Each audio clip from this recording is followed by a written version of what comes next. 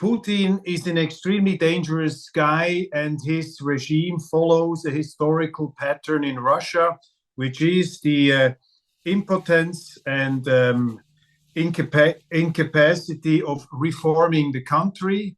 It gets more and more autocratic, and at the end, they are waging war. And this narrative that Putin is this highly dangerous guy who puts the opposition in prison, he is an aggressive dictator, it's an all-pervading view, even in reasonable circles in Switzerland. For example, if you talk to entrepreneurs, to people who have traveled the world, for them, just emotionally, this Putin is such a dangerous guy that they sympathize emotionally with this American containment policy or NATO enlargement policy. What would you say to these people who say, well, Professor Sachs, I mean, he's locking up the opposition, he's an autocrat, he has become a dictator, it's a terrible regime, we have to stop this man? Well, I think it is a relatively authoritarian regime, but that doesn't mean that it is one that is out to make war in its neighborhood.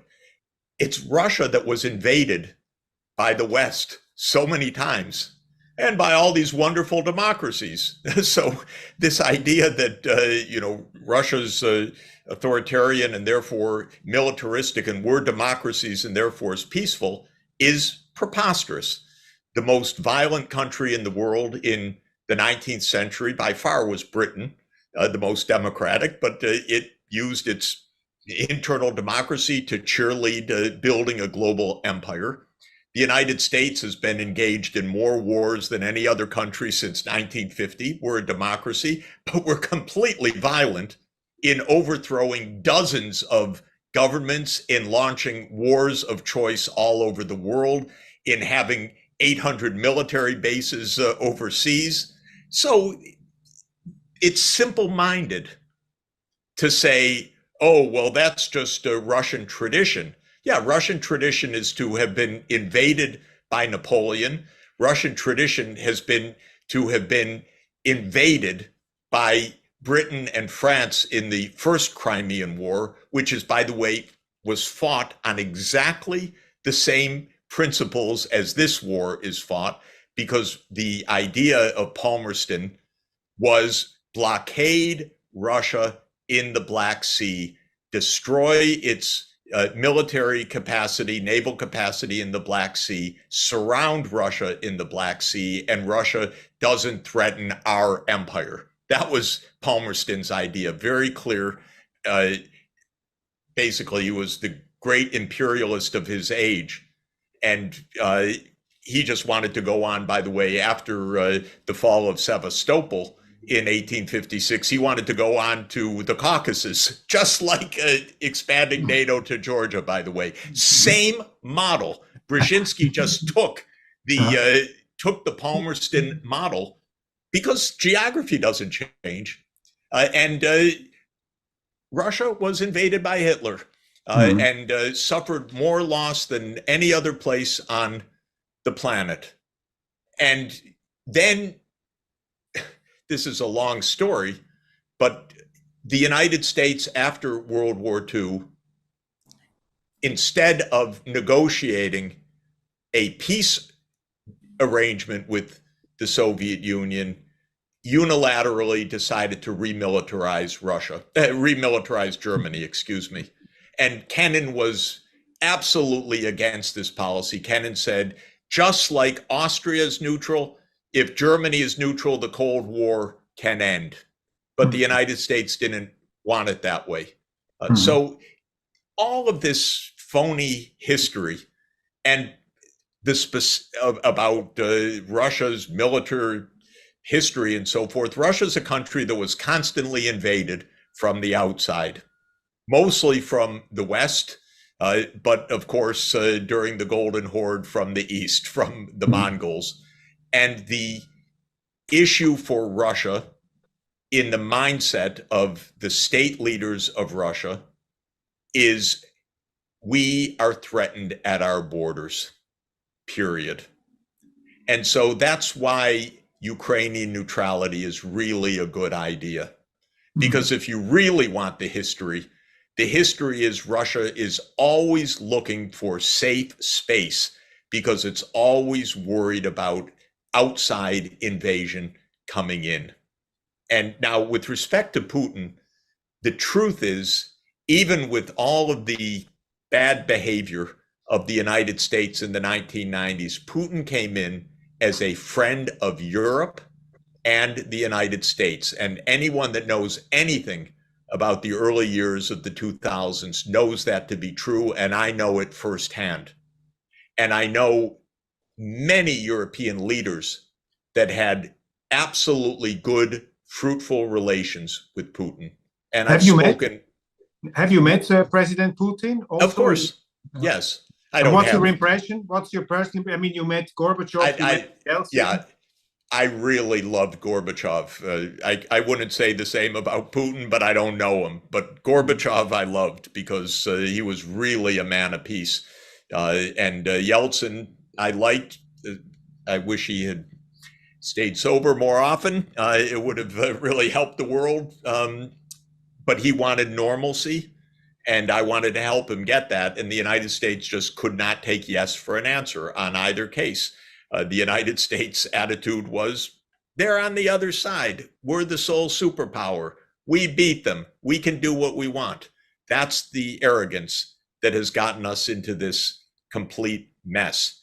And all these claims about Putin being intrinsically dangerous, European leaders absolutely can tell they were working with him fruitfully for many, many years. And Europeans cheated repeatedly. Where's the Minsk II agreements? Even Merkel says so. I mean, it's shocking what she said. I don't even believe it in the way she said it. It was so garish. But in any event, this quote in Die Zeit where she said, "Yeah, I think it's we just wanted to buy time to." Yeah, I think it was taken a little bit out of context because she's not so cynical, actually, from all my experience. But the idea that Putin's all bad and we're all wonderful—that's our narrative every day. That's so deadly, mainly for Ukraine because it's so phony. I was in Moscow a few months ago. I talked to a lot of people, and I had some interesting conversations. And one eminent scholar told me, Putin has been too trustful of the West for too long. He was a westernized leader, and that was this man, I criticized Putin all the time for not being enough pro-Russia. He was too much pro-West. Is that an impression you have, that Putin was really a guy who put his hopes into the trustworthiness of the West? Well, I think Gorbachev, Yeltsin, and Putin all did that. And this is a question for, Gorbachev and NATO enlargement. There's no question that Gorbachev was told over and over again by James Baker, by Hans Dietrich Genscher, by the Secretary General of NATO, we won't move 1 inch. We will never take advantage of you. And then he didn't put it in writing. He really didn't put it in writing, but there's a huge amount in writing in the Western archival material about all the promises that were made, and they were all blown off immediately. So the West was really untrustworthy. And then in 1999, NATO bombed Serbia on a ruse, because it is a ruse. And if you really go to the deep story of the bombing and the internal competition between Madeleine Albright and Richard Holbrooke about who was going to be Secretary of State in the next administration, who could be tougher. Oh, it's unbelievable. We bombed Serbia for weeks. And that was a little bit of a downer. But even then, Putin stayed with us. Then in 2002, the United States unilaterally walked away from the anti-ballistic missile treaty. Even then, Putin stayed with us. I think the final blow was basically 2008, this NATO business in the Bucharest summit. I think that was really the end of any trust. But he went ahead with with Minsk, and I think he believed that the Normandy process of Germany and France would stand up and actually do something. And we know that behind the scenes, the Minsk agreement was completely blown off by all of the powers that be. So I think that there are a lot of Russians who just view this completely the opposite of the way that we are fed in the Western media. I don't think you have to view it all one way or all another way, but you do have to step back and understand the history of this. And the most fundamental point I would make is Ukraine should be neutral, should have remained neutral, and we should have listened to a valid Russian red line. And I will emphasize both red line and a valid one. We would never tolerate Mexico joining a military alliance with China or Russia, no matter what open door, what principles, never. And it's perfectly understandable that Russia also would not tolerate this.